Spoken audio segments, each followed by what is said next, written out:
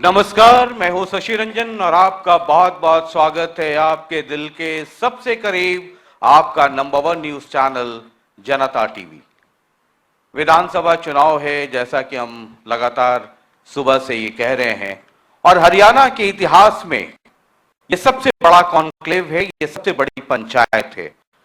25 जुलाई यानी आज, 26 जुलाई और 27 जुलाई लगातार 3 दिन सुबह 9 बजे से आप जनता टीवी पे ये मेगा कॉन्क्लेव 2024 आप देखते रहेंगे। मैं अक्सर ये कहता हूं कि वोट देना वोटरों का यानी हमारा हक है, अधिकार है, लेकिन वोट देकर के हम अक्सर सो जाते हैं। ये जो सत्ता में लोग बैठते हैं या जो ऑपोजिशन में होते हैं या ये जो सो कॉल्ड या तथाकथित बड़े नेता होते हैं, आप समझते हैं ये बड़े और छोटे कैसे होते हैं? हमारे और आपके वोट से होते हैं। हम इन्हें बड़ा बनाते हैं अपने वोटों से। इसलिए ये जरूरी है कि सिर्फ वोट देकर सोए ना, 5 साल तक हम इन पर नजर रखें। ये हमारे सेवक हैं और ये वाला काम पहले कर लिया कीजिए और जल्दी से चले जाइए जी। ये बड़े बड़े चैनलों में ऐसी चीजें होती रहती हैं। पानी इसलिए भी रखवा देता हूं कि आपको पता है कि सेशन थोड़ा कड़ा होता है, पानी पीना पड़ता है, टेम्परेचर हाई होता है, इसलिए पानी वानी का इंतजाम रखते हैं कि बीच बीच में गला ना सूख जाए। बहरहाल ये सेशन एग्रीकल्चर के नाम है। हरियाणा में अगर कृषि की बात ना करें, किसानों की बात ना करें तो बेईमानी है और पूरी कहानी अधूरी रह जाएगी। हरियाणा के किसान सबल हैं, समझदार हैं और बहुत ही जागरूक हैं। कांग्रेस हो, बीजेपी हो, आईएनएलडी हो, जेजेपी हो, आम आदमी पार्टी हो, तमाम पार्टियां जो हैं वो ये कहती हैं कि हम किसान हितैषी हैं और अन्नदाता के लिए हम काम करते हैं।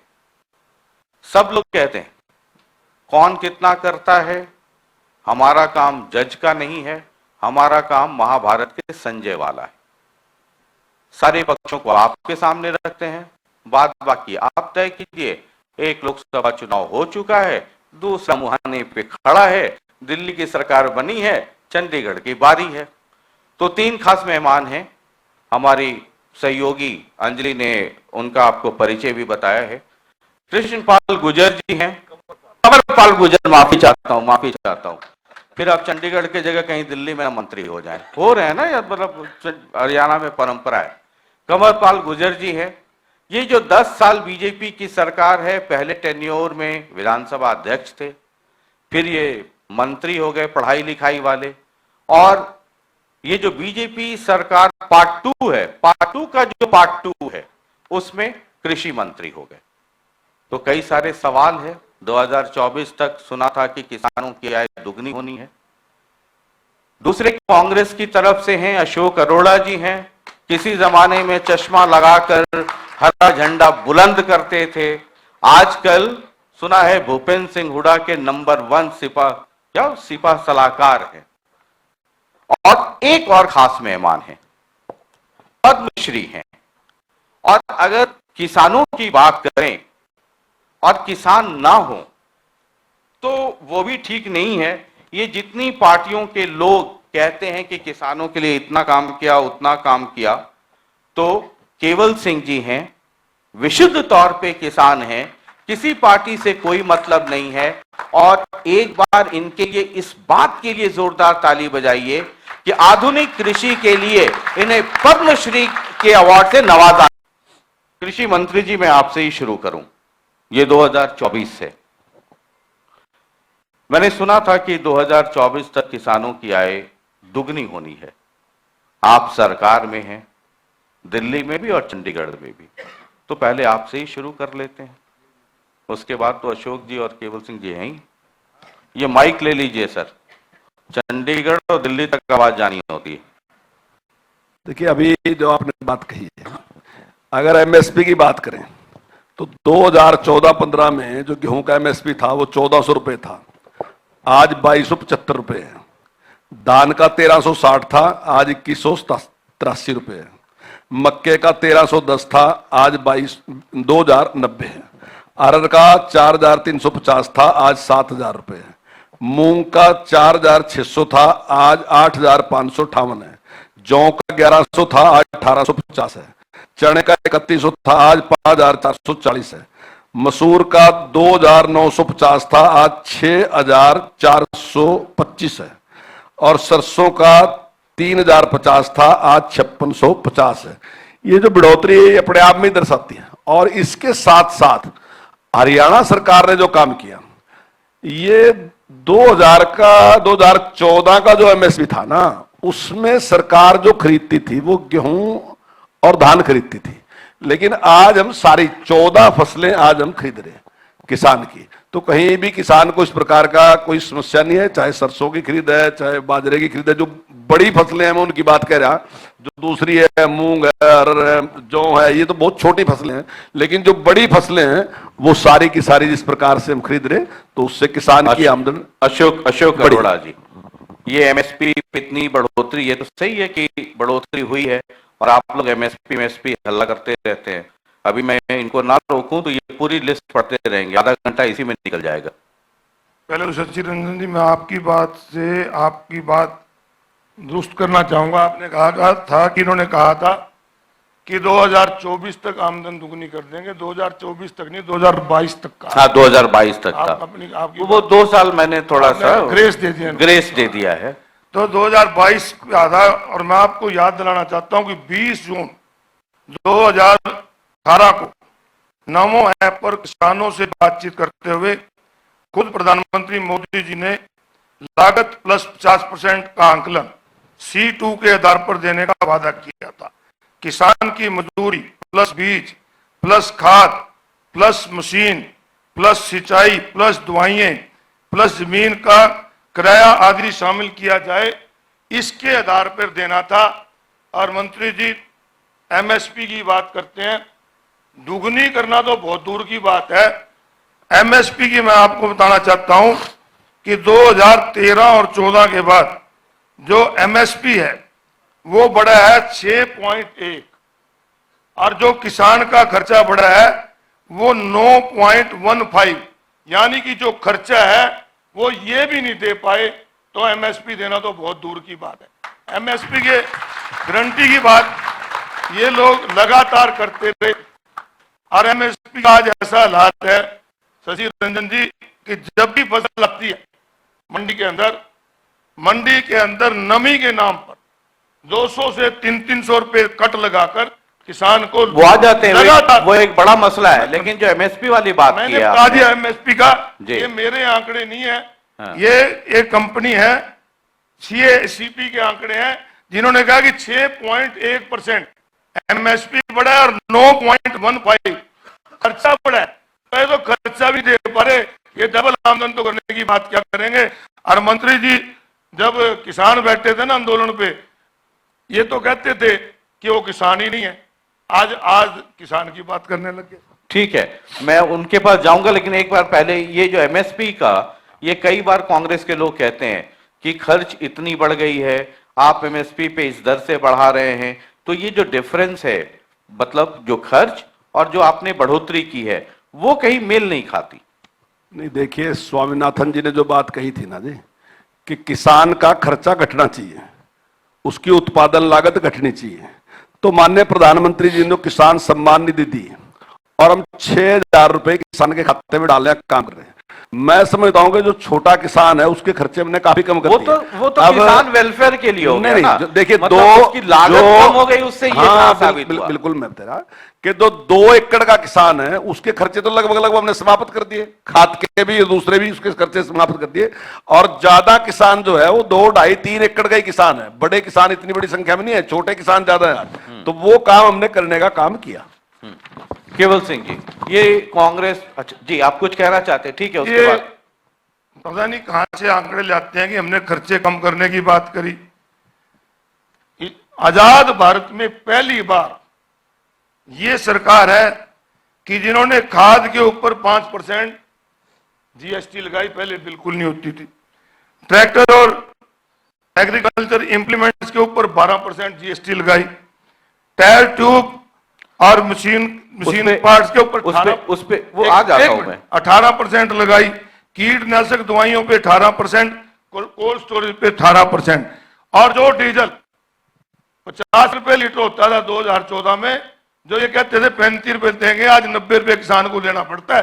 किसान की तो लगातार लागत बढ़ रही है, आमदन घट रही है। रंजन जी, मैं एक बात कहना चाहूंगा कि जब अटल बिहारी वाजपेयी जी की सरकार थी तब डीजल का रेट क्या था, और जब कांग्रेस की सरकार थी तब कितने परसेंट बढ़ा, और कांग्रेस के बाद जब हमारी आई तब कितने परसेंट बढ़ा। अभी निकलवा के देखो, आप आंकड़े निकलवा लीजिए, आप देखोगे कि आपका रेट हमारे से 2 गुना बढ़ा। अभी निकलवा लो। जब आप कहते थे, रामदेव बाबा रामदेव जी कहा करते थे कि 50 लेना के 35, लोग कहते थे 35 का देव, बीजेपी ने वोट, 35 वाले भी 90 लेना पड़ा है। मैं ये कह रहा कि परसेंटेज वाइज अभी निकलवा लो। जरा ये आप पॉलिटिशियन जो कह रहे हैं, जरा असली वाले किसान के भी सुनिए। आप दोनों बहस कर रहे हैं, आप किसान की सुनो, किसान क्या चाहता है। माइक थोड़ा नजदीक कर लीजिए। पहली बात तो ये है कि किसान एमएसपी देना किसानों के लिए जरूरी है, अच्छी बात है, एमएसपी सरकार दे रही है, इसको बढ़ाना चाहिए। दूसरी बात ये है कि क्या हम एमएसपी जो दे रहे हैं किसका दे रहे हैं, उसकी क्वालिटी क्या है, क्वालिटी भी आनी चाहिए उसके साथ में। जो 3 कानून आए थे पूरे देश उसकी मांग कर रहा था पहले, उसके आप वापस हटे, उसके वापस क्यों हटे? यदि उसकी कमियां तो पूरी करनी चाहिए थी, उस पर वापस हटना जो है किसानों के लिए नुकसानदायक रहा है। क्योंकि किसान के जब कंपनी आती, किसान पे अपने क्वालिटी का माल उत्पादन करती, उसके किसानों की आमदनी बढ़नी थी, वो बढ़ने से रह गई। दूसरी बात मैं बात करूंगा, सरकार कांग्रेस की हो या भाजपा की या किसी अन्य की हो, उसमें पहले से जो फार्मर के इम्प्लीमेंट है, ट्रैक्टर है, हैरो, सब पे पहले से जीएसटी चलता आ रहा था, कांग्रेस के टाइम में भी था, आज भी है, वो बिल्कुल फ्री होना चाहिए। किसान के पर कोई भी जीएसटी नहीं होना चाहिए। मैं थोड़ा बहुत व्यापार भी करता हूं, बताना चाहता हूं, जो व्यापार करते हैं, जब हम जीएसटी देते हैं तो पहला जीएसटी जो हमने सरकार को दिया है उसको घटा के तब जीएसटी जमा करते हैं। किसान पे ये जीएसटी लागू नहीं होता है, इससे किसान को बहुत बड़ा नुकसान है। तो या तो जीएसटी हो ही ना इंप्लीमेंट में, और है तो किसान के बेचने पे भी जीएसटी होना चाहिए, ये बात जरूरी है। ठीक है, ये बड़ी इंपॉर्टेंट चीज कह रहे हैं। कई बार पॉलिटिशियंस अपनी अपनी बात कह जाते हैं। अरोड़ा जी, आप जो कह रहे हैं कि हमारे में ट्रैक्टर पे जीएसटी नहीं, ये नहीं, ये किसान है, किसानी कर रहे हैं और पद्मश्री है। ये कह रहे हैं कि कांग्रेस में भी जीएसटी थी, अब भी जीएसटी है। कांग्रेस के राज में किसी चीज पे भी जीएसटी नहीं थी, पहली बार है। ये तो जीएसटी आया ही बाद में, कभी टैक्स था, टैक्स पता नहीं भाई, सेल टैक्स था, फिर वैट था, तो एक ही बात है। किसी कभी भी जो चीजें मैंने बताई हैं इन पे टैक्स नहीं था। एग्रीकल्चर इंप्लीमेंट पे कभी टैक्स नहीं था, ये पहली बार है। ट्रैक्टर पे हमेशा से टैक्स रहा जी। एग्रीकल्चर, ट्रैक्टर की बात नहीं करी मैंने, आप बता दो। मैंने कहा एग्रीकल्चर इंप्लीमेंट्स, खाद पे, कीटनाशक दवाइयों पे, इन पे कभी टैक्स नहीं था। और जो आपने कहा कि वो काले कानून, वो 3 काले कानून जिसके लिए 750 लोगों ने कुर्बानी दी, आप उनको ठीक बता रहे हो। पता नहीं किसान की बात कर रहे हो कि बीजेपी की बात कर रहे हो। उसमें कुछ कमियां थी, मैं मानता हूं कमी थी, सरकार बात करना चाह रही थी, उन कमियों को दूर करके सबसे बड़ा जो था मंडी का एक्ट जो है, आपकी सरकार भी मांग, मेरे को लगता है कि आज आप किसानों की बात नहीं, आज आप सरकार की बात रखने के लिए आए। नहीं, वो 3 कानून जिनकी बात कही गई, अरोड़ा जी, वो आपने अपने घोषणा पत्र में वादा किया था किसानों के साथ कि हम ये 3 कानून बनाएंगे, ये आपके घोषणा पत्र में था, लेकिन बाद में आपके खिलाफ बोलने लगे। 2009 में जब मैनिफेस्टो बन रहा था, बीजेपी ने किसानों को बुलाया था, उस टाइम पे राकेश टिकैत भी मेरे साथ थे, सारे नेता मेरे साथ थे, सबने मांग करी थी एपीएमसी एक्ट खत्म होना चाहिए। और जब खत्म होने की बात आई तो सब विरोध में चले गए वे लोग। तो ऐसा नहीं होना चाहिए, प्रतिपक्ष को वो अपोजिशन करना चाहिए, पर अच्छी बातों का अपोजिशन नहीं करना चाहिए। दोनों पार्टियां, चाहे कांग्रेस हो बीजेपी हो, यदि कांग्रेस कोई अच्छा काम करती है तो बीजेपी विरोध करती है, बीजेपी करती है तो कांग्रेस विरोध करती है। अच्छी बातों का कभी भी विरोध नहीं होना चाहिए, ये मेरा मानना है। ठीक है, ठीक है। अरोड़ा जी, ये किसान किसान किसान सब लोग करते हैं, है ना? किसान आंदोलन पे भी बैठे, 3 कानून जिसको काले कानून आप लोग कहते रहे, वो वापस भी हो गई। लेकिन आज जब हम बैठे हैं और जब 2024 में एक विधानसभा चुनाव होना है, चंडीगढ़ में सरकार बननी है, तो 10 साल आपके भी पूछे जाएंगे और 10 साल बीजेपी के भी पूछे जाएंगे। अगर मैं आपसे ये कहूं कि वो 10 साल 2014 के पहले 10 साल आपके थे, भूपेंद्र सिंह हुड्डा ही चीफ मिनिस्टर थे, तो किसानों के लिए आपने ऐसा क्या कर दिया? बीजेपी के लोग कहते हैं कि मुआवजे के तौर पे कई बार 2 रुपए और 5 रुपए का चेक भी मिला है। जिस एरिया से कंवरपाल जी और ये पद्मश्री किसान नेता आते हैं वो हमारा एरिया है। गन्ने का रेट 195 पे प्रति क्विंटल के हिसाब से 10 साल में बढ़ाकर किसानों की आमदन बढ़ाने का काम हुड्डा साहब की सरकार में हुआ, रिकॉर्ड है। और इन्होंने 10 साल में कितने बढ़ाए ये उनसे पूछ लेना। किसानों के लिए बिजली के रेट बिल्कुल कम रेट पे जो करके गए पूरे देश में, वो कांग्रेस की सरकार में हुए थे। और आज क्या हालत है, आज ट्यूबवेल कनेक्शन एक किसान ने लेना हो ना, उसको ट्यूबवेल कनेक्शन के लिए ना जाने कितने ही पैसे भरने पड़ते, क्या क्या शर्तें लगा देते हैं। कहते हैं कि पहले ड्रिप इरिगेशन की सिस्टम लगाने का शुरू करो, मोटर एक ही कंपनी की होनी चाहिए।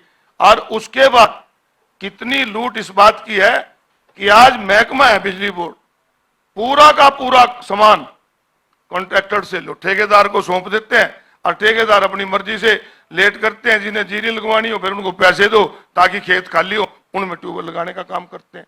तो जो आपने पूछा किसानों के लिए क्या किया, मैंने बताया कि रिकॉर्ड किसानों के लिए किया। और एक समय ऐसा आया था जब किसानों के एक्सपोर्ट पे रोक लगा दी थी, और किसानों के एक्सपोर्ट पे जब रोक लगी तो जीरी के दाम घटने लगे थे। और जीरी के जब दाम घटने लगे थे तो हुड्डा साहब स्वयं प्रधानमंत्री से मिलकर वो एक्सपोर्ट खुलवाया था और उस टाइम नारा लगा था, हुड्डा तेरे राज में जीरी गई जहाज में, क्योंकि रेट बढ़े थे। आज क्या होता है, आज जब चावल जीरी मंडी में आती है तो कभी एक्सपोर्ट ड्यूटी बढ़ा देते हैं, कभी एक्सपोर्ट पे रोक लगा देते हैं ताकि किसान को आमदन ना बढ़े। किसान सिर्फ इसलिए एक बात करिए, सिर्फ इसलिए ये कह देते हैं कि इससे महंगाई बढ़ेगी। अरे महंगाई और चीजों की बढ़ रही है, किसान के रेट बढ़ाने से जो किसान जो धरती मांगा सीना चीर कर अन्न पैदा करता है, गर्मी सर्दी की परवाह नहीं करते, उसे पैसे देते हुए तो ये कहते हैं कि महंगाई बढ़ गई है। कंवरपाल जी। हाँ देखिए, अभी इन्होंने बात कही जो मुआवजे की राशि है, इन्होंने 10 साल में किसान को 1150 करोड़ रुपए मुआवजा दिया, हमने 12,500 करोड़ रुपए मुआवजा दिया। दूसरी बात, ये बिजली के रेट की बात करें, जो भी रेट करके गए थे हम भी उसी रेट पे किसान को बिजली दे रहे, पर हम किसान को नहीं, हम आपके टाइम से 40% कम बिजली का रेट करके आम किसान को दे रहे हैं। हम 24 घंटे बिजली दे रहे, आपने 10 साल तक राज किया, 10 साल तक आप वादा करते रहे हम 24 घंटे देंगे, 24 घंटे देंगे, लेकिन आप दे नहीं सके 24 घंटे बिजली। और हम ऐसी एक यूनिट भी देखिए बिजली का उत्पादन तुमने कराओ तो बता दो। सारे के सारे थर्मल प्लांट हुड्डा साहब लगा के गए। देखिए थर्मल प्लांट हुड्डा साहब ने लगाए, ये बात मैं मान लूंगा थोड़ी देर के लिए आपकी। आपको बिजली चाहिए, थर्मल प्लांट चाहिए। अगर आपको वही बिजली अपने थर्मल प्लांट में 7 रुपए 20 पैसे है और अगर बाहर से 3 रुपए 50 पैसे मिलती है, तो इस बात की जिद है कि मैं अपने थर्मल प्लांट में बनाऊंगा बिजली। अगर मुझे 3 रुपए 50 पैसे मिल रही तो मैं प्रदेश के देखूंगा, इस बात के देखूंगा मैं बिजली बनाऊंगा, नहीं बनाता उसकी बना लूंगा। अब जरूरत पड़ेगी तो थर्मल प्लांट भी लगाऊंगा और 24 घंटे बिजली देने का काम हमने किया। और दूसरी बात क्या है, जब इनकी सरकार थी तो बिजली के मामले में हम 27,000 करोड़ के कर्जदार थे, आज हम 2,500 करोड़ के प्रॉफिट में, 40% रेट कम करने के बाद हम 2,500 करोड़ के प्रॉफिट में। दूसरी बात उन्होंने कही कि हुड्डा साहब ने काम किया था और तब जीरी के दाम बढ़े थे, इन्होंने उस टाइम नारा दिया, हुड्डा तेरे राज में जीरी चढ़ गई जहाज में। अगली बार तारीख किसने थी वह, अगले साल का भी रेट बता दो ना क्या था, अगले साल जहाज में तो किसने तारीख हुआ। मंत्री जी मेरी सुनो, मैं ये अच्छी बात है कि बिजली के मामले जो सोलर ट्वेल्व के आप लेकर आए हैं वो अच्छा है। 24 घंटे बिजली, 12 घंटे जब सूरज रहता है तो बिजली किसानों को मिल रही है, दिन में मिल रही है, अच्छी बात है। परंतु साथ में कई कमी आपके राज्य में चल रही है, उनको भी सुधारने की जरूरत है। नंबर 1, एफपीओ की कोई पॉलिसी नहीं है, सारे एफपीओ खराब हो रहे हैं, उसकी पॉलिसी सुधारिए। दूसरी बात यह कि जो केंद्र सरकार पैसा भेज रही है, आपके अधिकारी जो है उसको उपयोग नहीं कर रहे, किसान के पैसा वापिस जा रहा है, उसकी ओर आप ध्यान दीजिए। दे दीजिए जवाब। अच्छा ठीक। देखिए मंत्री जी ने मुआवजे की बात करी है, हम तो ये कहते हैं कि भगवान प्राकृतिक आपदा लाए ही ना। अगर प्रकृति आपदा आएगी, लोगों का नुकसान ज्यादा होगा, तो निश्चित रूप से मुआवजा भी देना पड़ेगा। परंतु इनके राज के अंदर बहुत ऐसे हालात हुए, ये बैठे हैं एमएलए साहब शाहबाद के, लोगों के मकानों में पानी बढ़ गया, खेत उड़ गए, दूसरी फसल भी नहीं हुई, उनका मुआवजा नहीं आया। एक बात बहुत अच्छी करी हमारे पद्मश्री जी ने, ये जो सेंटर से पैसा आता है, जो सब्सिडी जिन पे दी जाती है, मैं आपकी नॉलेज में एक लाना चाहता हूं।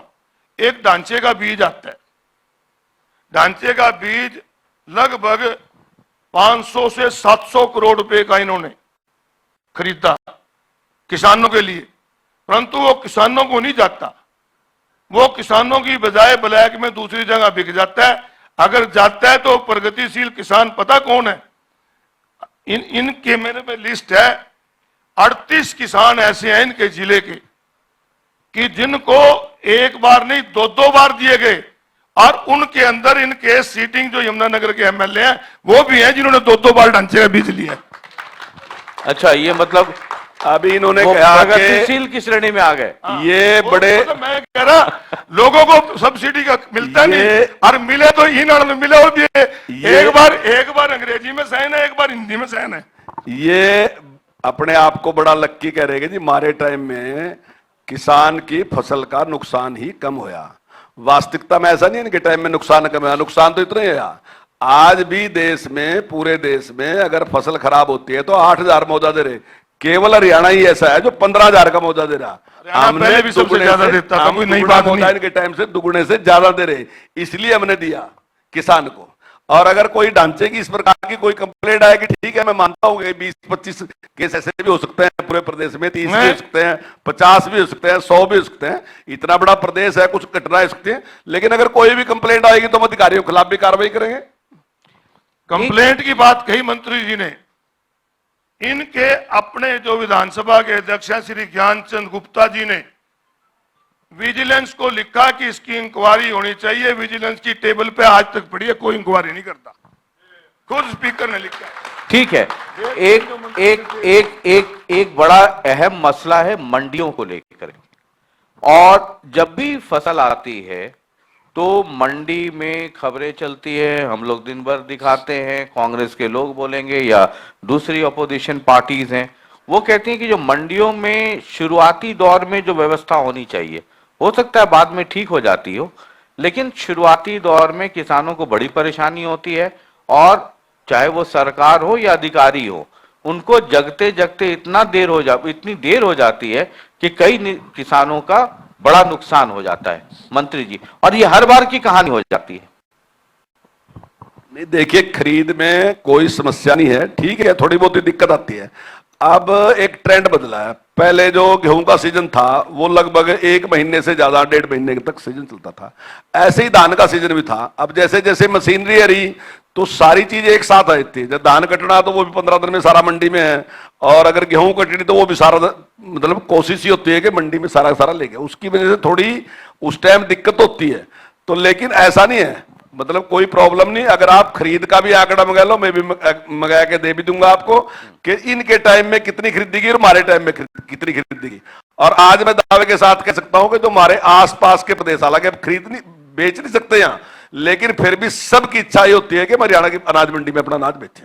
एक और मसला है, फिर मैं उधर आगे जाता हूं। ये नमी को लेकर करके हर बार बहुत शोर शराबा होता है कि नमी के नाम पे इतना काट लिया जाता है, नमी के नाम पे ये हो जाता है, ये क्या मसला है? हमने इसका एक बहुत अच्छा सरलीकरण कर दिया। पहले क्या था कि नमी के नाम पे वही अनाज पड़ा रहता था, उठाते ही थे। अब नमी है तो निश्चित तौर अनाज तो कम होगा। मान लीजिए जिसने भी अनाज तुलवा दिया वहां से आगे जाके कम होगा, तो स्वाभाविक है उसको पूरा कहां से करोगे? वो तो एक फार्मूला है कि अगर इतनी नमी है तो इतना अनाज उसमें कम होगा, तो वो उसमें है। और वो ऐसा नहीं कोई, हमने पहले भी था वो, और हमने भी उसको किया है, और वो जरूरी भी है। नहीं तो फिर आप व्यवस्था को संभाल नहीं सकते। मतलब 1 क्विंटल धान में जितनी नमी है, अगर आप उसको नमी को नहीं मानोगे तो जब धान सूख जाएगा, या गेहूं तो खैर नहीं है, धान में ही है, धान सूख जाएगा तो फिर कहां से पूरा होगा? तो करना ही पड़ेगा, कैसे नहीं करोगे आप जी। आपने बहुत अच्छा पॉइंट शशि जी उठाया कि मंडियों के अंदर असल में दिक्कत क्या आती है कि धान का जो सरकार की तरफ से है कि 15 जून से जीरी लगनी चाहिए। किसान है 5-4 दिन पहले भी लगा देता है। और आजकल जो हाइब्रिड बीज आ रहे हैं वो 85 दिन 90 दिन में पक जाते हैं। तो मंडी में खरीद शुरू होनी चाहिए 15 तारीख से, पहले 1 तारीख से था, पिछले साल इन्होंने 25 से की। और कारण यही होता है कि सरकार की खरीद आती नहीं, मंडियों में जीरी लग जाती है। और जब ये भी एक इत्तेफाक है, इत्तेफाक कह लो या साजिश कह लो, कि जब भी मंडी में जीरी आनी होती है ना, जब राइस मिल हड़ताल करके बैठ जाते हैं। राइस मिल की हड़ताल उस समय शुरू होती है जब मंडियां भर जाती हैं। और मंडी जब भर जाती है तो किसान क्या करता है? किसान आप कहाँ रखेगा? 3-3 दिन वहां पड़ा है, पशु खा रहे हैं, कभी कोई उठा रहा है, तो किसान फिर वो पौने पौने भाव में बेचने पे मजबूर हो जाता है। और अगर सरकार यही व्यवस्था पहले शहर वाले से बात करके सुलझा ले, सरकार 25 की बजाय 15 पे आ जाए, तो कट तो फिर भी नमी के नाम पे ही लगेंगे, परंतु जो अव्यवस्था है वो नहीं होगी। और वैसे भी ये तो मंडियों को खत्म करके अडानी को के गोदामों में सीधी देना चाह रहे हैं। हमारे नजदीक में डांड मंडी, पूंडरी मंडी और गुमतला मंडी, ये तीनों मंडी तो खत्म होगी, क्योंकि अनाज जितना आता है सीधा अडानी के गोदामों में जावा है। वो तो मंडियां ही नाम की यार, ये काले कानून लग जाते तो मंडियां बिल्कुल ही खत्म हो जाती। तो वो गोदाम कोई खराब गोदाम है क्या? गलत गोदाम है क्या वो? गोदाम आप ठीक है। अडानी का नाम लेके नहीं कि वे अडानी को आप सौंप देंगे, मंडियों से सारा खरीदो देश ना। अडानी को सौंप देंगे। जब आपका कोई लॉजिक भी है क्या इसके पीछे? मेरा लॉजिक मैं कोई बता रहा हूं। लॉजिक है, वो एक अच्छी, मेरा लॉजिक मैं वो बता रहा हूं, उसमें सुनो तो ज्यादा फिर। सुरक्षित है अनाज, सुनो। ये सारी दुनिया मानती है। आप- आने वाले टाइम में सारे आप गोदाम सुनो ऐसे ही तो होंगे। सही फिर। आने वाले टाइम में जब देश में इस प्रकार के संसाधन होंगे तो आने वाले टाइम में वैसे ही गोदाम होंगे। क्यों नहीं होंगे वैसे गोदाम? तो उसमें कोई दिक्कत नहीं है। जब दूसरे और आप जो खरीद की बात करें, मैं कागजों पे आने वाली बात कर रहा, मुंह जुबानी की बात कुछ नहीं। आप इनके टाइम का भी आंकड़ा उठा लो, इन्होंने कितना धान खरीदा, और हमारे टाइम का भी आंकड़ा उठा लो, हमने कितना धान खरीदा, उससे पता साफ चल जाएगा कि इन्होंने क्या किया और हमने क्या किया, दोनों को पता चल जाएगा। वो तो कागजों में है सरकार के, अभी मंगवा के देख लो। आंकड़े तो सरकार के पास होते हैं, लेके आने चाहिए। इसका मतलब तो जिसकी सरकार है वो आंकड़ों में भी गड़बड़ कर लेगा। आपकी सरकार का भी आंकड़ा आ जाएगा, हमारी सरकार का भी आंकड़ा आ जाएगा। असल में नायब सिंह जी ने ना महकमा गलत दे दिया, माइंस वाला देना चाहिए था, दे दिया एग्रीकल्चर का। चलो अभी इन्होंने माइंस नहीं, मैं माइंस नहीं, मैं माइंस पे बात करूंगा, मैं माइंस पे ही बात करूंगा। मैं आपसे ही जानना चाहता हूं कि कृपया आप जवाब दें कि आपने माइनिंग बंद क्यों करी थी? बताओ क्यों करी थी बंद माइनिंग? केवल इसलिए कि उस समय के मुख्यमंत्री के कुछ जानकार लोगों को, नजदीकी लोगों को राजस्थान में ठेका मिल गया था, इसलिए उन्होंने यहाँ की माइनिंग बंद कर दी। और अगर यहाँ की माइनिंग, एक मिनट मेरी बात सुन लो, अगर यहाँ की माइनिंग बंद हुई तो आप जाएगा लोगों से पूछो तो सही क्या थी। मैं आपको अंतिम व्यक्ति की बात बता रहा, हमारी पार्टी का एक कार्यक्रम था, तो उसमें कहीं दुकानें बंद करानी थी, तो वहां एक मोची था। मैं लास्ट की बात दे रहा, सारे दुकानदारों की बात नहीं, सब दुकानदारों ने ऐसे ही कहा था मेरे से। मैंने उस मोची से कहा, श्योराम है उसका नाम, और कड़कोली का रहने वाला, पूछ लो जाएगा उससे। मैंने कहा श्योराम यार तो विकल्ला बंद कर दिए। उसने कहा चौधरी साहब से 4 दिन बंद करवा लो। मैं क्यों? बोला काम ही नहीं है। मैं क्यों? निकला जबकि माइनिंग बंद हुई, काम नहीं रहा। मैं तेरे पा माइनिंग का क्या फर्क पड़ गया? निकला जी पहले को जुत्तों पालस करवा लेता, गिल्ला कपड़ा ले जुत्तों मार का चलता बना है। यानी कि इस लेवल का आदमी भी उससे प्रभावित था, लेकिन आपने अपने स्वार्थों के लिए उस माइनिंग को बंद कर दिया। और दूसरी बात माइनिंग की, जितना फाइन हमने माइनिंग के ऊपर किया, 3800 व्हीकल, 3800 से ज्यादा व्हीकल है, एग्जैक्ट आंकड़ा नहीं, 3800 से ज्यादा व्हीकल सीज किए। आपको शायद पता नहीं है एक व्हीकल पे कितना फाइन है, 5 लाख रुपए का फाइन है एक, उसके ऊपर 23 करोड़ से ज्यादा फाइन हमने लिया। अगर माइनिंग में अवैध रोकने का काम किया हमने किया, और अवैध माइनिंग चलवाने का काम किया तो आपकी सरकार ने किया, क्योंकि आपने माइनिंग रोक के जो गलत काम कर रहे थे उनको प्रोत्साहन दिया। ये माइनिंग लगता है बड़ा मालदार चीज है, सब लोग उसी में उलझ जाए। माइनिंग के विषय हम तो में- बैठे हैं किसान, माइनिंग हम तो किसानों की माइनिंग के लिए बात खत्म करें। करूंगा। जी मंत्री ने लंबा चौड़ा भाषण दे दिया। मैंने तो कहा था कि इनका तजुर्बा है, इनको महकमा देना चाहिए, कोई ने बता ही दिया। मैं आपकी भावना इसमें गया था, मैं आपकी भावना, मैं इस पे पूरी डिबेट के लिए मैंने विधानसभा में भी कर ली, यहाँ भी कर ली। मैं कहता माइनिंग में अगर बेईमानी की, आपने मेरा उस टाइम का अखबार करवा के देख लो, मैंने उस टाइम कहा था कि आप माइनिंग माफिया तैयार कर रहे हैं, आप माइनिंग बंद करके, और आपने वही माइनिंग माफिया तैयार मैंने किया। तो आपको एक कहा है कि जो मुख्यमंत्री पे महकमा था, पहले उनका तजर्बा था, और आप वहां रहते हैं, आपको उसकी जानकारी है, इसलिए हमने कुछ कहा ही नहीं। और दूसरी बात अडानी वाली, दूसरी सर, एक मिनट देखिए, अभी दीपेंद्र हुड्डा जी भी जो बोल के गए, मैंने नहीं, उसका मैं भी तो जवाब कुछ दे बोल दिया, नहीं आपका रहा। भी दे दिया, और मैं आपकी पूरी मैं पार्टी तो को बोल चैलेंज नहीं कर रहा। रहा, जिस प्लेटफॉर्म पर भी आप इस पर डिस्कस करना चाह करें। आप तो चोर की दाढ़ी हल्ती निकाली वाली बात करें, मैंने कुछ कहा ही नहीं, मैं इल्जाम लगा ही नहीं रहा। मैं आप पे इल्जाम आप नहीं कहे, मैं कह रहा कि आपने बेईमान ना मैं तो करा, लगा मैं नहीं कह रहा। रहा कांग्रेस ने बेईमान ना करा, मैं कह रहा नहीं। आप नहीं कह रहे, मैं कह रहा कांग्रेस ने बेईमान ना करा, अपने स्वार्थों के लिए माइनिंग जबरदस्ती बंद करी। आप आज भी मुझे वो कानून दिखा दो जिसके तहत आपने माइनिंग बंद कर दी, आपने जबरदस्ती सील कर दी थी। जब माइनिंग का होगा उस पर फिर बुला लियो, फिर बता दूंगा। आज तो अडानी वाली सुन लो। नहीं नहीं, एक मिनट में मुझे समझ में आ अडानी गया है के- कि माइनिंग में बहुत गुलाब जामुन है। अगली बार मैं माइनिंग पे 2 घंटे का करूंगा। हाँ। अभी तो किसान पे रह अभी जाते तो मैं हैं। कह रहा अडानी के गोदामों की बात करी, मैं ये कह रहा था एक कि मंडियां जो हमारी हैं वहां हमारे मजदूर भाई काम करते थे, आड़ती भाई काम करते थे, उन सारा का काम ठप हो गया। अगर अडानी ने भी खरीदनी है, अगर उनको भी मंडी से जाए तो मजदूर को मजदूरी मिले, किसान जो वहां दुकानदार बैठे हैं उनको काम मिले। इसलिए कह रहा हूं क्योंकि वहां पर 3 मंडियां आपके नजदीक है, जाके देख लो, बर्बाद हो रही हैं। ठीक है केवल सिंह जी। माननीय दोनों मंत्रियों की, दोनों नेताओं की सरकार जो है आम जनता के अधिकारों का हनन कर रही है। जब कोई जनता, कोई आदमी जो गांव में रहता है उसको अधिकार होना चाहिए अपना घर बनाने के लिए, अपना काम की वहां क्या यूज कर सकते हैं, वहां का रेत उठा सकते हैं अपने घर के लिए, वहां की मिट्टी उठा सकते हैं, पर सरकारों ने इस पर पाबंदी लगा दी है। दोनों मंत्री, दोनों सरकारों को सोचना चाहिए। आप जो है जनता के लिए बनते हैं, जनता का की तरफ ध्यान रखना चाहिए। दूसरी बात मैं बताना चाहूंगा कि जितने भी इम्प्लीमेंट है सर, जितना भी यूज करती है और जितने एग्रो इंडस्ट्रीज है, सब पे दुनिया के देशों में 2% से ज्यादा ब्याज नहीं है, या 10 से लेकर 12% तक का ब्याज है।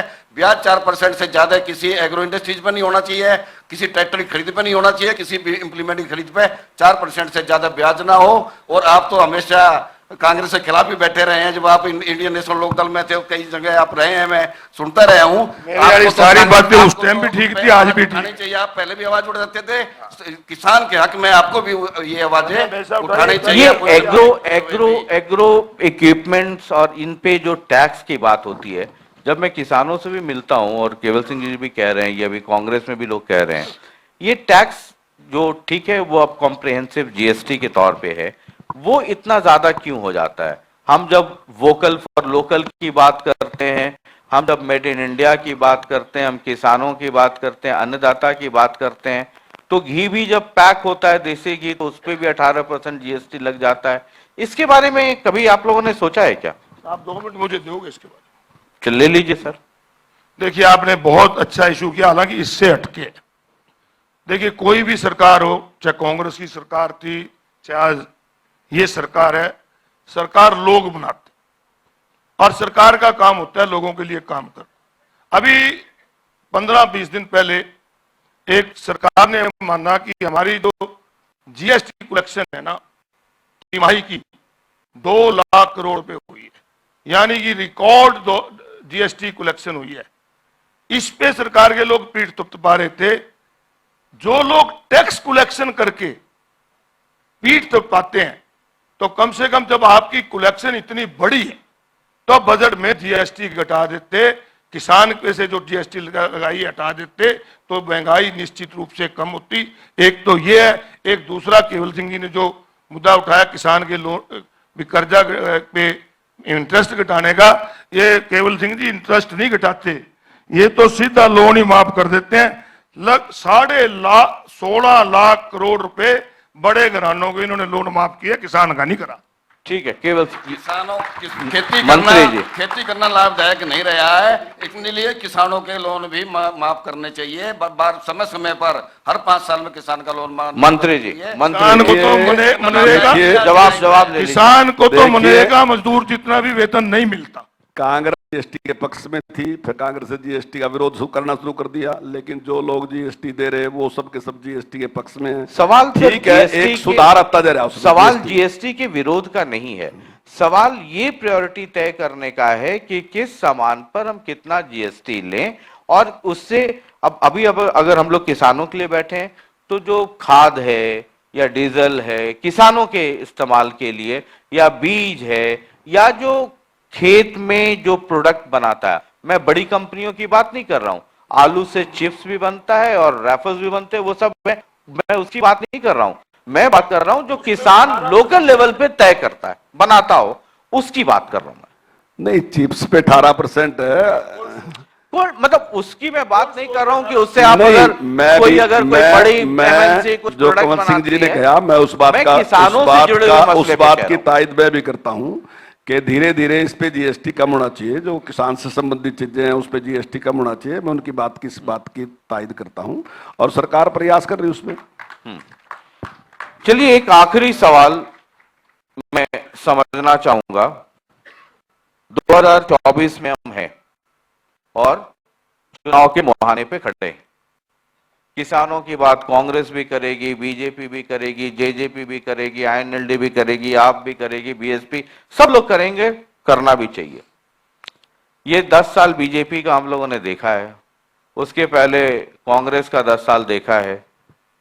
कांग्रेस वाले कहते हैं कि इस बार हम आ रहे हैं, बीजेपी कहती है कि तीसरी बार, तमाम तरह की चीजें चल रही। दिल खोल के ये बताइए कि सरकार में रहने के बाद, अब आप तो मंत्री भी हैं, सरकार के नुमाइंदा भी हैं इस वक्त, वो कौन 4 चीज ऐसे हैं जो आप करना चाहते थे, नहीं कर पाए और करना जरूरी है? नहीं, मुझे नहीं लगता ऐसा कि कोई ऐसे काम थे। चाहे किसान के लिए मेरी फसल मेरा पानी मेरी विरासत लगा लो, उसमें हमने 155 करोड़ रुपए दिए। चाहे धान की सिद्धि बिजाई का प्रयास कर लो, उसमें हमने 108 करोड़ दिए। चाहे प्रभावी प्रबंधन का लगा लो, उसमें 160 करोड़ रुपए दिए। तो ऐसे ही चाहे मिट्टी की जांच, हमारी सोच थी कि हर किसान को पता होना चाहिए कि मेरे खेत में क्या फसल हो सकती है, उसके लिए हमने 46 लैब की स्थापना की। तो ऐसे ही जो प्राकृतिक खेती है उसमें हमारा प्रयास है। तो हर जगह हमारा जो काम है वो मैं समझता हूं कि पूरा संतुष्टि वाला है और किसान हमारे से इस बात से खुश है। लेकिन आने वाले टाइम में और जिस प्रकार की जरूरत होगी, चाहे किसान की सिद्धि पेमेंट करने की बात है, हालांकि कांग्रेस ने तो उसका विरोध किया था, लेकिन हमने किसान को मजबूत किया कि हमने सिद्धि उसको पेमेंट दी और वो आज किसान मजबूत। तो ये सारे जो सुधार हैं हमने किए हैं, लेकिन समय समय पर अगर कोई और जरूरत होगी तो निश्चित तौर से वो सुधार एक जो करेंगे। कांग्रेस बार बार कह रही है कि जो किसानों के लिए पोर्टल है उससे बड़ी मुश्किल हो रही है, उसको हम बंद कर देंगे। बीजेपी का स्टैंड क्या है? अगर कांग्रेस आई तो कहती है हम बंद कर देंगे, आपका स्टैंड क्या है? देखिए, कांग्रेस सारी भावांतर भरपाई, सब दूसरी चीजें जो है सारी की सारी बंद कर देगी कांग्रेस। अब देखिए, 14 फसलें हम खरीद रहे हैं। अगर 14 फसलें हम खरीद रहे हैं तो पंजाब वाला बेचना चाहेगा यहां? तो अगर हमारे पास रजिस्टर्ड नहीं होगा तो पंजाब वाला बेच के जाएगा, तो पैसा किसका जाएगा? हरियाणा सरकार का जाएगा। राजस्थान वाला भी चाहेगा कि बाजरा हरियाणा में बेच के जाऊं, तो पैसा किसका जाएगा? हरियाणा सरकार का जाएगा। अब इन्होंने खरीदना ही कुछ नहीं, तो सारे पोर्टल समाप्त कर दो। हम 14 फसलें खरीद रहे हैं, इसलिए हमारे पास पोर्टल है ना। हमने पोर्टल इसलिए बनाया कि हम 14 फसलें खरीद रहे, इन्हें 2 से तीसरी खरीदनी नहीं है, तो ये पोर्टल समाप्त कर देंगे। क्या बात थी? अरोड़ा जी, ये जो बार बार आप लोग कहते हैं हम पोर्टल बंद कर देंगे, आप पिछली बार बैंक कब गए थे? देखिए, एटीएम से ही काम चलाते होंगे, मोबाइल से बैंकिंग आप करते होंगे, इंटरनेट बैंकिंग, मोबाइल बैंकिंग, तो अब डिजिटल जमाना आ रहा है। ये कह रहे हैं कि हमारा स्टैंड है। स्टैंड तो रहा नहीं शशि रंजन जी। स्टैंड तो जो था उससे सारा बैक हो गया लोकसभा चुनाव के बाद। आज फैमिली आईडी को भी कहते हैं हम दुरुस्त करेंगे, आज प्रॉपर्टी आईडी की बात करते हैं, आज तो सरपंचों ने भी कहा 21 लाख रुपए तक थाना काम करने की छूट देंगे, आज तो नगर परिषद वाले भी बुलाए हुए हैं। तो स्टैंड वाली बात तो जितने मनोहर लाल जी की थी ना वो सारी वापस, क्योंकि मनोहर लाल जी गलत थे, नायब सिंह जी कहते हैं कि मैं ठीक हूं। स्टैंड वाली बात तो मैं करना नहीं चाहता। और बाकी रही बात जो पोर्टल की बात कर रहे हैं कि पंजाब वाला भेजेगा, वो भेजेगा। आज हरियाणा प्रदेश के किसान की एक एक इंच भूमि आज सैटेलाइट से उसकी गिरदौरी होती है। सारा रिकॉर्ड सरकार के पास है कि किसने खेत में क्या बोया हुआ है। ये जो दिक्कत आती है कि किसान की फसल तो आगे 18 तारीख को मंडी में, और पोर्टल की पर्ची कटी नहीं, पोर्टल कटेगा 21 ने 3 दिनों को कहां रखेगा मैं ये बता रहा हूं। ये दिक्कतें इनके पोर्टल में आ रही हैं। जो पोर्टल जो बनाए जाते हैं जनता की सुविधा के लिए होते हैं, और जो पोर्टल जनता को तंग करें उसका क्या फायदा? अब प्रॉपर्टी आईडी लेने चले जाओ, आज एनडीसी लेने चले जाओ, अब पोर्टल खुलता नहीं और वहीं बाहर बैठे दलाल हैं, वो मिनट में काट के दे देंगे उन्हें पैसे, तो फिर तो खुल जाए। ये चीजें लोग जनहित के काम नहीं होते इससे, इसलिए। ठीक है, आप कुछ कहना चाहते हैं? देखिए, अभी इन्होंने जो सरपंचों की बात कही कि हमने 21 लाख कर दिए हैं, आपके टाइम में 5 ही लाख थे, हमने ही 10 लाख करे, हमने ही 20 लाख करे, हमने ही 21 लाख करे, तो सारी तो हमने पंचायत का पैसा सारा आप लाओ। 10 की, 20 की, 21 की, तो इसके बीच में एक स्टेशन लोकसभा का भी आया था ना। देखिए, लोकसभा वाले स्टेशन पे आपके कई लोग चढ़ नहीं पाए गाड़ी में, तो आपने कहा कि अब स्पीड बढ़ाओ, 21 कर दो। अलग अलग विचार होते हैं। कई बार एक विचार होता है कि जो सरपंच है ना जी, मान लीजिए काम तो जो कराता है सारा सारा सेक्रेटरी कराता है, तो ये अब आपको लेकिन मतलब अक्सर ये सरपंच के बाद ये सब समझ में आने लगा क्या? नहीं, देखिए, कोई भी योजना अगर हम लेके आते हैं तो ऐसा नहीं है कि हम उस बात की जिद पे अड़ देंगे कि हमने जो फैसला कर दिया वो फैसला ही है। जब समाज के बीच में से बात आई कि इसमें सुधार की जरूरत है तो हमने सुधार किया, चाहे एनडीसी की बात है, हमारे चोर बताए, वो तो पब्लिक सर बड़े बड़े को सुधार देती है, मतलब वो तो छोड़ एक मिनट के लिए जल्दी से, 1 सेकंड जी, 1 सेकंड, ठीक है। वो हमारे कहावत है जी, रानी देसी भाषा में, जब मौत सिर पकड़ी हो ना राम नजर आवा है, ये बिना राम चुनाव नजर आ रहा है, इस करके और कोई हमें तो राम परमानेंट ही नजर आवा, यो आप नहीं आता राम नजर आ रहा। तो राम भी रूस हम तो राम नहीं मानना शुरू। कंवल सिंह जी, मैं एक समस्या जी का करूंगा, जो देश की सामूहिक समस्या है। हमारा देश बहुत लंबे समय तक गुलाम रहा, जो हमारे अधिकारी और कर्मचारियों जो ट्रेनिंग दी जाती थी उस समय की ट्रेनिंग आज भी चल रही है। कुछ सुधार हुए हैं पिछले सालों में, ये बात सही है, परंतु बहुत सुधार करने की भी देश में जरूरत है। मैं दूसरे देशों में, मैंने विशेषकर जापान और इजराइल की यात्रा करी है, वहां देखा कि कोई भी जनता का कोई भी आदमी जो है अपने देश के हित में सोचता, उसके विरुद्ध कोई काम नहीं करता, उसके अधिकारी भी नहीं करते, परंतु अपने देश में एक फाइल पर जो है अधिकारी और कर्मचारी लगे रहते हैं और वो ये नहीं देखते ये फाइल देश के हित में। सीधा एक लाइन में बोलिए ना कि परेशानी कि ये सुधार, इनको ट्रेनिंग देने की जरूरत है। सरकार कोई भी आए, अपने अधिकारी और कर्मचारियों को दोबारा अपने देश के प्रति वफादार बनाने की जरूरत है, अपने देश के लिए काम करने की जरूरत है। दूसरी बात, मैं इजराइल का उदाहरण देता हूं। इजराइल की जनता में लड़का और लड़की सब अग्निवीर है, सब 2 से 2.5 साल तक, 3 साल तक आर्मी में रहते हैं, वो देश हित की सोचते हैं, उनकी ट्रेनिंग हो जाती है। और भारत में इतनी अच्छी, यदि सर हम अभी किसान वाले मसले पर है, किसान वाले मसले पर सर 1 मिनट का ऑब्जेक्शन करना चाहिए, किसान वाले मसले पर 1 मिनट बोल लूं। हाँ ठीक है। ये अग्निवीर की बात इजराइल की बात करें, इजराइल की पॉपुलेशन कितनी है और इस देश की पॉपुलेशन कितनी है, इसकी गिनती कर लो ना। आप अपने खोजियों को अपमान कर रहे हो, अपना नहीं कर रहे। ये क्या 4 साल बाद रिटायरमेंट करके उसको घर भेज दोगे, आएंगे तो उन्हें दूसरी जगह वो मिलेगा। अग्निवीर मैं समझाता हूँ कि तू गलत है। जी जी, मैं बताता हूँ सर, मेरे वाले पैनल में केवल सिंह जी, आपका सम्मान करते हुए इस पैनल में कृषि विषय है, हम बेहतर हो कि कृषि वीर पे ही रहें, हर सेशन है उसके लिए अलग अलग।